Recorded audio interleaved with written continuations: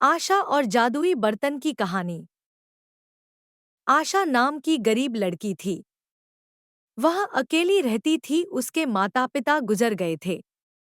एक साहूकार के यहाँ रोज काम करती थी। साहूकार उसे बहुत ज्यादा काम करवाती थी और पैसे बहुत कम देते थे। लेकिन क्या करें, कम पैसों में ही अपने जीवन चलाती थी।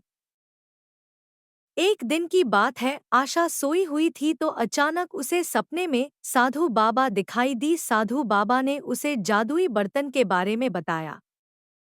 साहूकार के यहाँ जादुई बर्तन है, उस जादुई बर्तन को तुम ढूंढ लेना और अपने घर में लाकर रख लेना। तुम्हें जो चीजें मांगना है जादुई बर्तन में डाल देना, आपको सब कुछ मिल जाएगा।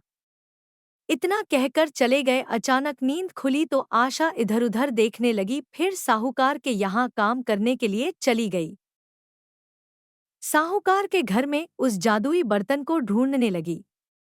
जादुई बर्तन नहीं मिली। तभी साहूकार ने एक बर्तन लेकर आशा के पास आ ही रहे थे और बोले, यह बर्तन पुरानी हो गई है, बर्तन को तुम अपने घर रख लेना।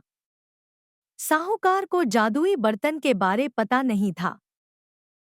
आशा बर्तन लेकर अपने घर चली गई। एक अनाज का दाना डाला, जैसे ही अनाज का दाना डाला उसमें उस बर्तन में बहुत सारे अनाज आ गए। जीवन में खुशियां आए और धीरे धीरे उसकी गरीबी दूर होने लगी और वह अमीर बन गई। आशा ने साहूकार की यहाँ काम करना बंद कर देती है। कुछ दिनों के बाद साहूकार आशा के घर आए और बोले, काम पर क्यों नहीं आ रही हो? आशा ने कहा कि मैं अपने घर का काम करती हूँ। साहूकार ने जब देखा कि आशा इतनी जल्दी अमीर कैसे हो गई, उसके मन में बार बार प्रश्न आ रहा था। साहूकार समझ नहीं पा रहे थे। तभी साहूकार ने कहा कि मेरा बर्तन कहाँ है? यह जादुई बर्तन है। मैंने जादुई बर्तन से गरीबों की सेवा की है।